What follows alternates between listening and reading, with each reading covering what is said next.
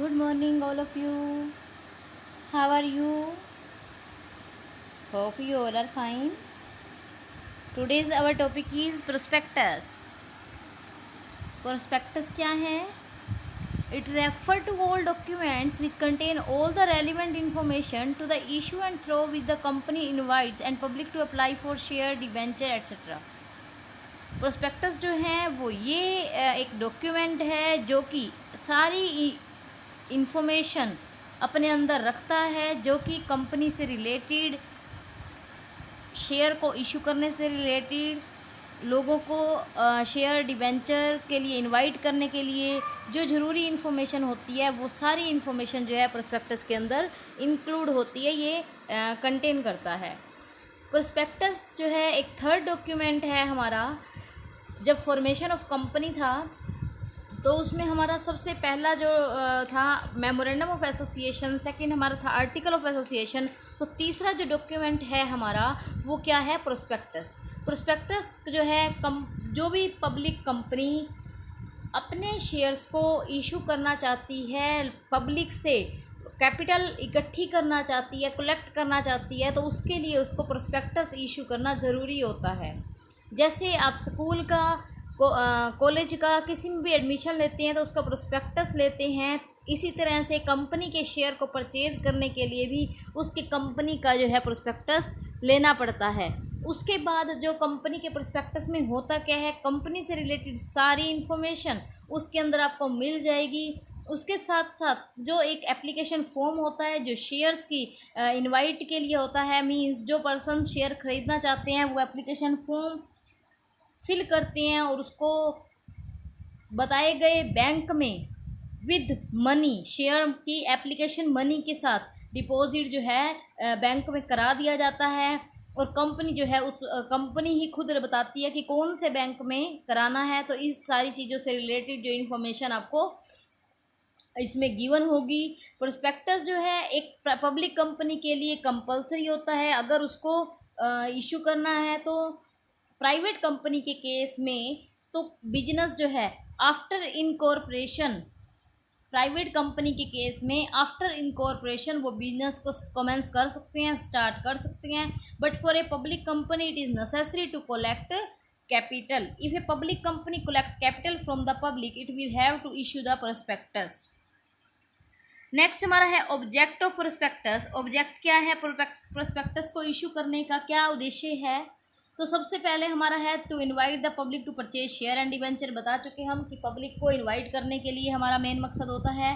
Second हमारा आता है to give detail of those condition on which innovation to purchase share and debenture is given to the public. अब जो भी हमारे शेयर्स हैं, डिबेंचर हैं, उनकी पूरी डिटेल जो परचेज़ करने जा रहे हैं उनको उनकी पूरी कंडीशंस, पूरी डिटेल जो है वो समझानी पड़ती है, तो वो हम उसमें दे देते हैं।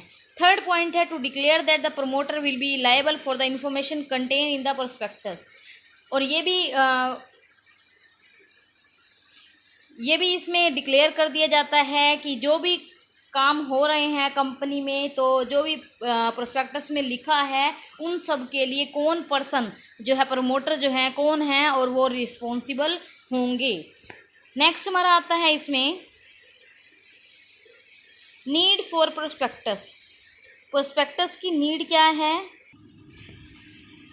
It is not necessary that every company issue a prospectus. ये जरूरी नहीं है कि हर कंपनी जो है प्रोस्पेक्टस इशू करे। A restriction is imposed on a private company to offer for sale share and debenture to the public, that's why it can not issue a prospectus.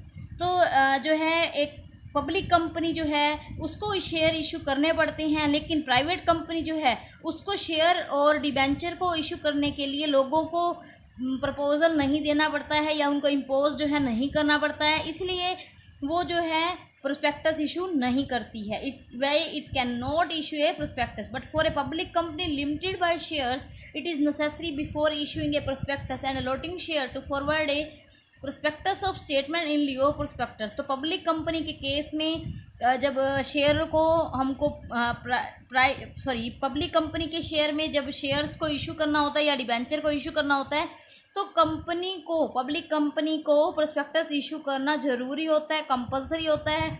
अगर वो लोगों से पैसा इकट्ठा करना चाहती है तो उसको प्रोस्पेक्टस इशू करना पड़ेगा। लेकिन अगर किसी वजह से वो प्राइवेट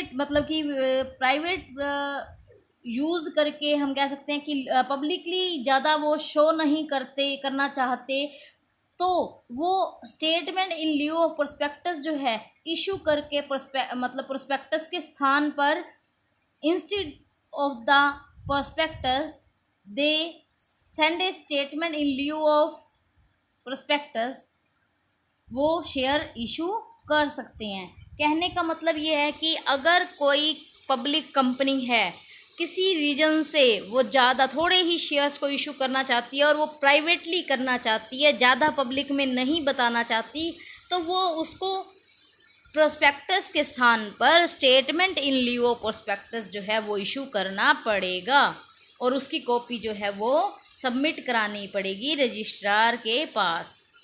नेक्स्ट है हमारा form and content of prospectus. क्या क्या कंटेंट हमारे प्रोस्पेक्टस में होते हैं। अब प्रोस्पेक्टस आपको पता है एक बेसिक डॉक्यूमेंट है जो कि कंपनी के बारे में लोगों को अट्रैक्ट करता है, कंपनी के बारे में सारी इन्फॉर्मेशन बताता है, जिससे कंपनी किस चीज़ का बिजनेस कर रही है, क्या कमर्शियल उसके प्लान है, क्या प्रॉफिट अर्निंग कैपेसिटी है, क्या उसके शेयर्स की वैल्यू चल रही है। तो इस तरीके से जो है प्रोस्पेक्टस इस तरीके से बनाना चाहिए जिससे कि कंपनी की रियल पिक्चर जो है वो शो हो, जिस पोजीशन पर कंपनी है वो साफ प्रकट होनी चाहिए।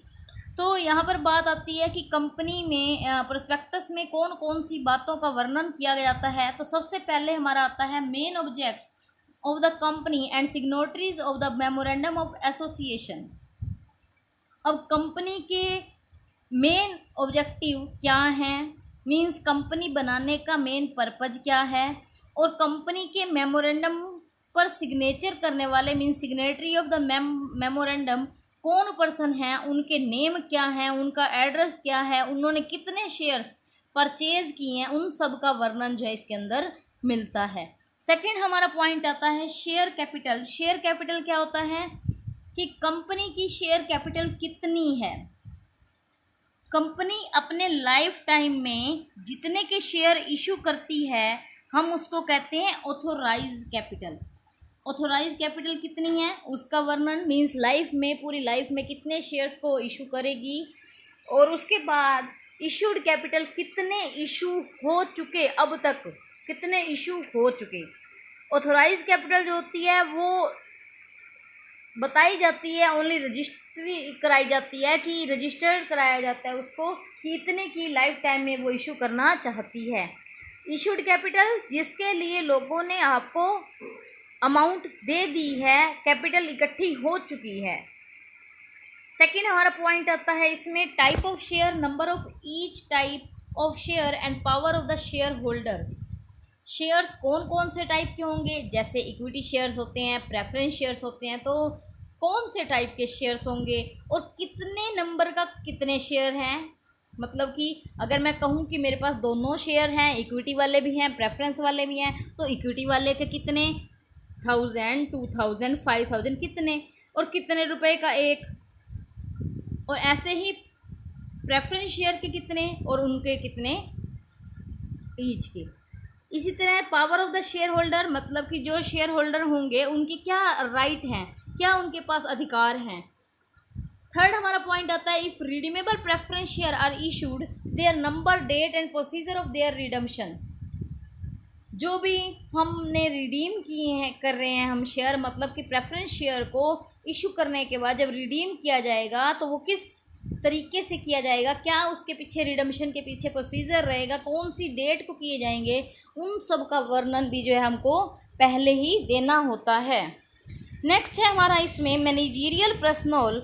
मैनेजरियल पर्सनल मतलब कि जो हमारे मैनेजर हैं, मैनेजर्स या हम कहें कि मैनेजरियल एक्टिविटी करने वाले जो पर्सन हैं वो कौन कौन है, उनके नेम और एड्रेस भी जो है इसमें गिवन होते हैं। तो यहाँ आप देख सकते हैं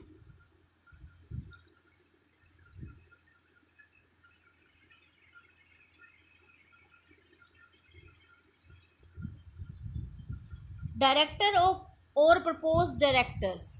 डायरेक्टर होगा, संचालक कौन है या प्रपोज डायरेक्टर्स कौन से हैं, और साथ ही साथ मैनेजिंग डायरेक्टर और propose managing director if there is any. या तो कोई मैनेजिंग डायरेक्टर होगा वो कौन है, या प्रपोज्ड मैनेजिंग डायरेक्टर कौन है उसका नेम। थर्ड हमारा पॉइंट आता है मैनेजर और propose manager if there is any. Manager कौन है, प्रपोज मैनेजर कौन है। पहले डायरेक्टर की बात हुई, फिर मैनेजिंग डायरेक्टर की बात हुई, अब मैनेजर की बात हो रही है। उसके बाद हमारा है क्या, number of qualification shares fixed by article by becoming a director. एक डायरेक्टर बनने के लिए कितने क्वालिफिकेशन शेयर्स जो हैं लेने पड़ते हैं, उनकी भी वर्णन जो है उसके आर्टिकल्स में किया जाता है। And fifth and last point हमारा है provisions regarding remuneration of director no matter they have worked as director, managing director or in other capacity। कुछ ऐसे पर्सन्स जो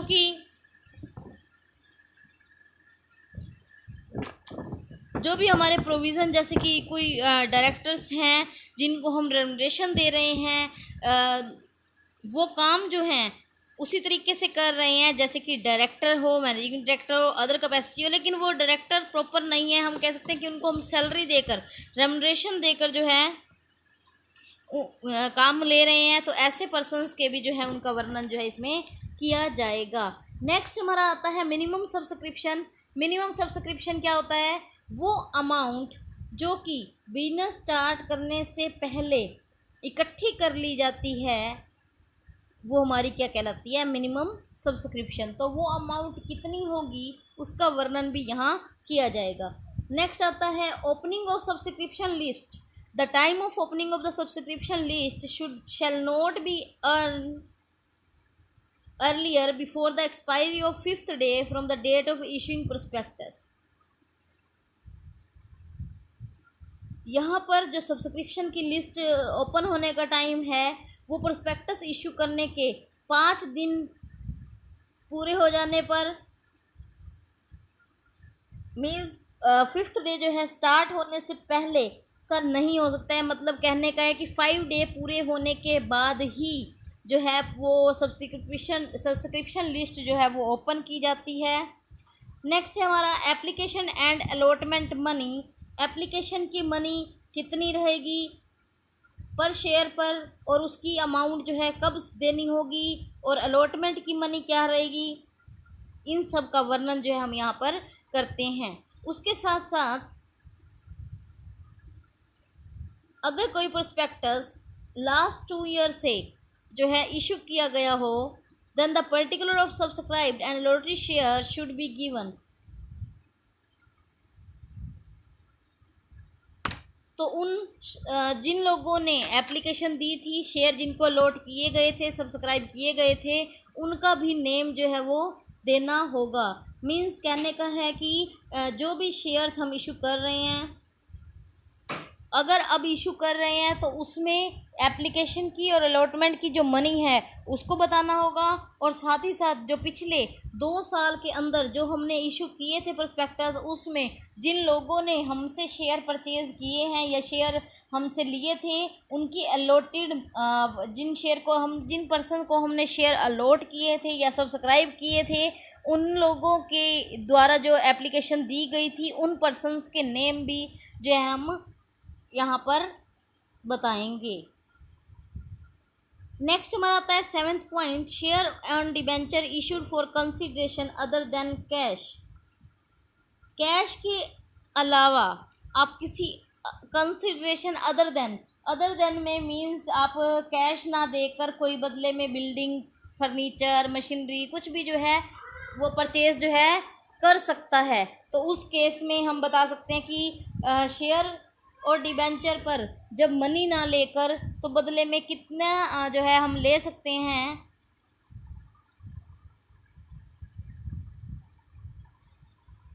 तो जो भी शेयर्स लास्ट 2 ईयर्स में without consideration other than cash में किए गए थे, means consideration other than cash में किए गए थे, तो उन का वर्णन भी जो है, उन शेयर और डिबेंचर का वर्णन भी जो यहाँ पर किया जाएगा।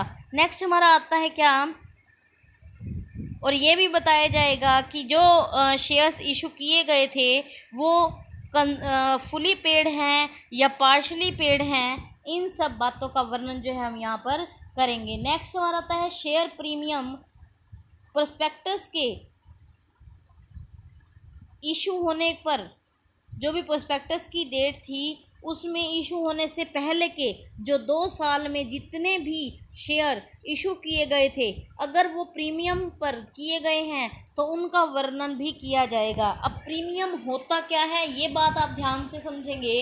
प्रीमियम होता है कि जब शेयर्स को उनके रेट फेस वैल्यू से ज़्यादा के लिए इशू किया जाता है तो वो हमारा क्या कहलाता है, शेयर प्रीमियम। जैसे कोई शेयर 100 रुपये का है और वो अगर 105 रुपये में उसकी फेस वैल्यू 100 रुपये कही जाएगी और वो 105 रुपये 5 रुपये एक्स्ट्रा में इशू किया गया है तो वहाँ हम कहते हैं कि ये शेयर प्रीमियम है।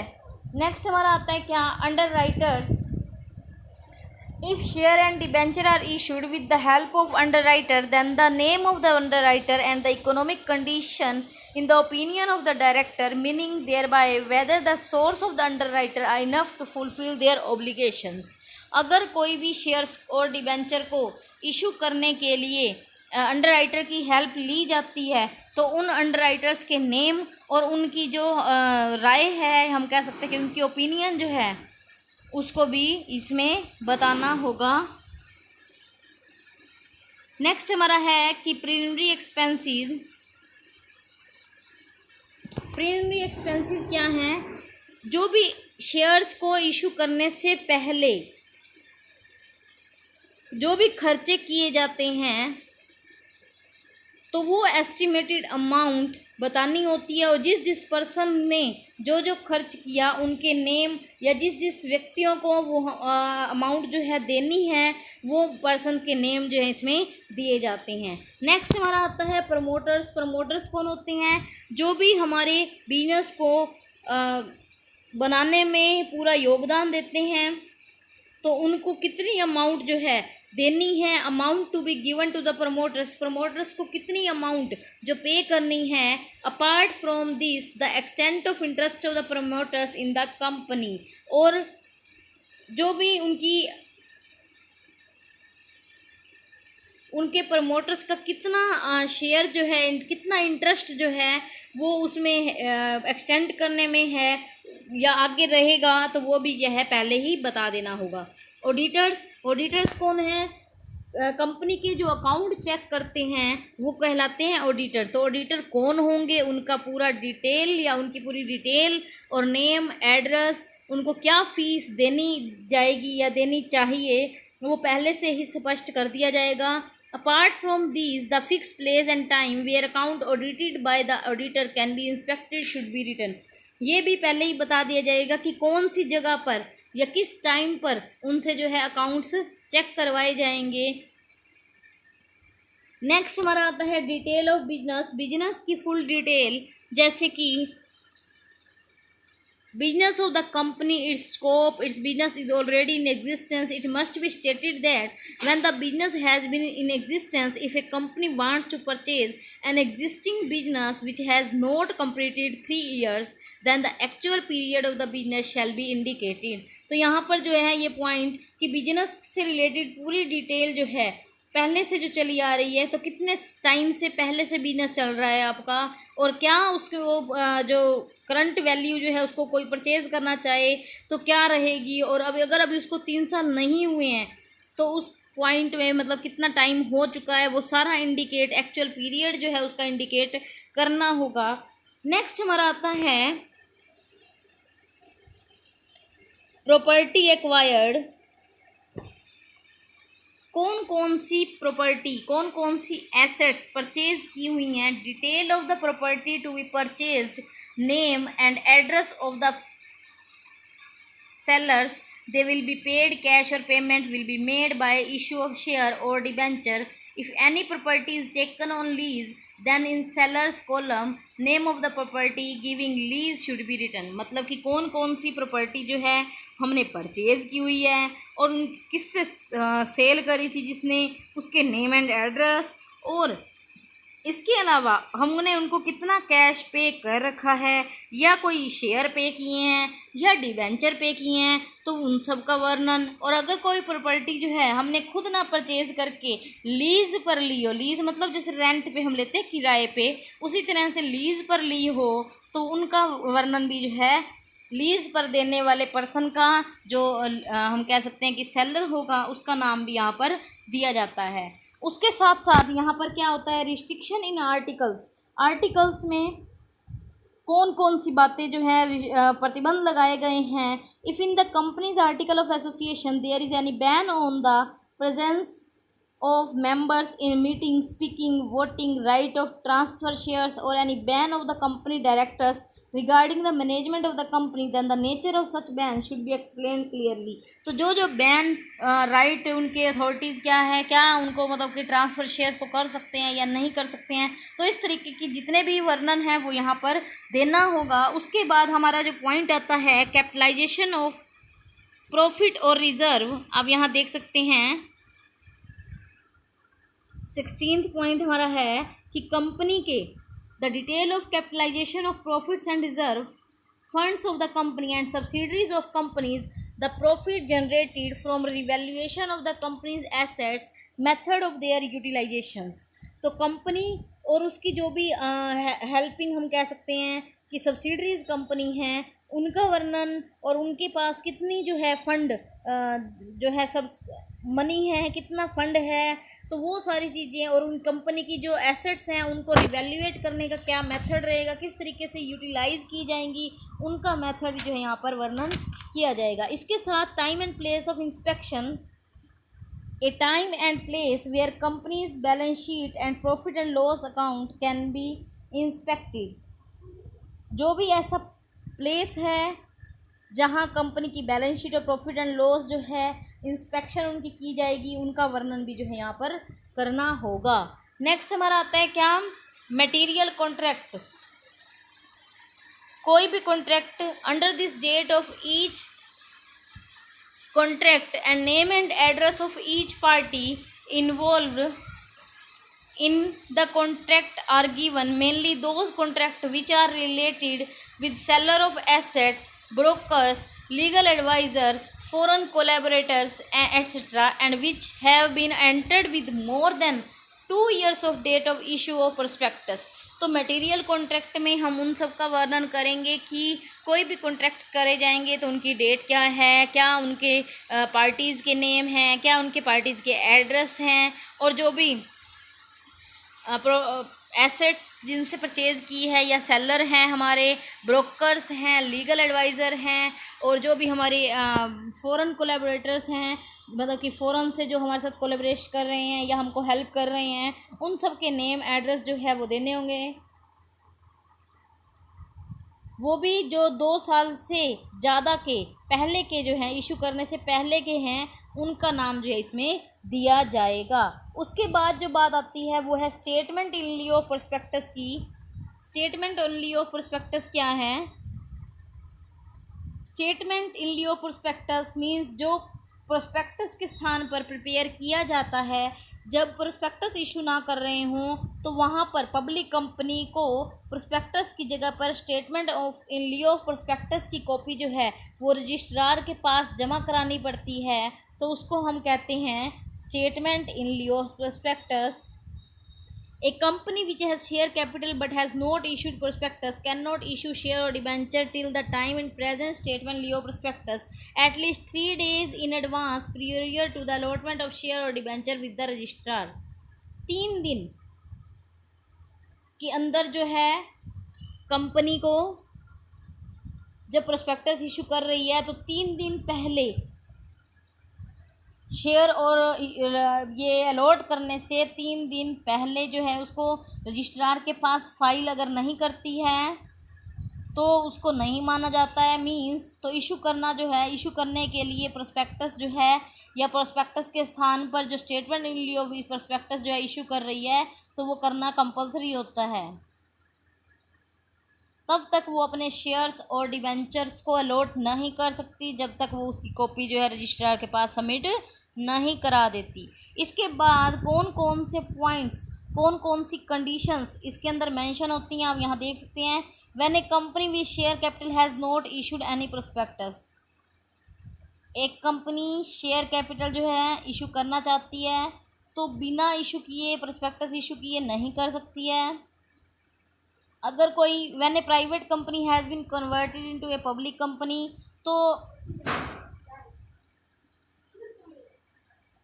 अगर कोई पब्लिक कंपनी जो है वो भी क्या करेगी, प्राइवेट कंपनी जो है वो पब्लिक कंपनी में कन्वर्ट हो गई है तो भी क्या होगा कि वो ये चीज़ करेगी। थर्ड हमारा पॉइंट आता है क्या, if the whole capital of a company is received automatically, अगर कोई कंपनी जो है वो पूरी होल कैपिटल जो है रिसीव कर चुकी है, it does not find it necessary to issue a prospectus, कि उसको प्रोस्पेक्टस की कोई नीड नहीं है, तो उस जगह पर भी हम स्टेटमेंट इन लियो प्रोस्पेक्टस जो है वो इशू करते हैं।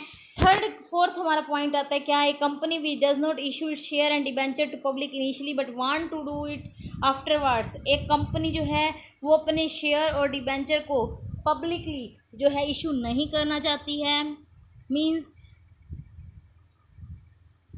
प्राइवेटली काम करना चाहती है, तब भी वो क्या है स्टेटमेंट इन लियो प्रोस्पेक्टस जो है ओपन बनवाती है।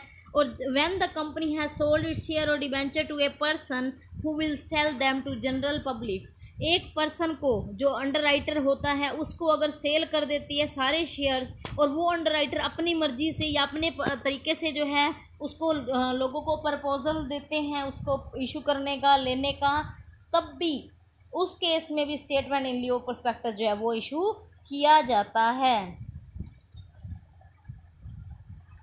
नेक्स्ट हमारा आता है क्या कंटेंट, क्या सामग्री जो है इसमें रहती है स्टेटमेंट इन लियो प्रोस्पेक्टस में, तो इसमें भी वही बातें कि जैसे कितनी अमाउंट प्रीलिमिनरी एक्सपेंसेस की रहेगी, शेयर कैपिटल से रिलेटेड इन्फॉर्मेशन क्या रहेगी, एसेट्स परचेज करने के लिए क्या डिटेल रहेगी, कि डायरेक्टर्स के बारे में, मैनेजिंग डायरेक्टर्स के बारे में, उनकी पूरे एड्रेस, उनकी डिटेल, उनको क्या रेम्युनरेशन दिया जाता है, वो अंडरराइटिंग की इन्फॉर्मेशन, ऑडिटर्स कौन होंगे, उनकी name and address, detail of interest of directors and other parties, और इसी तरह रिडम्पशन करने की जो शर्तें थी, वही सारी बातें जो हमारी उसमें थी प्रोस्पेक्टस में होती हैं।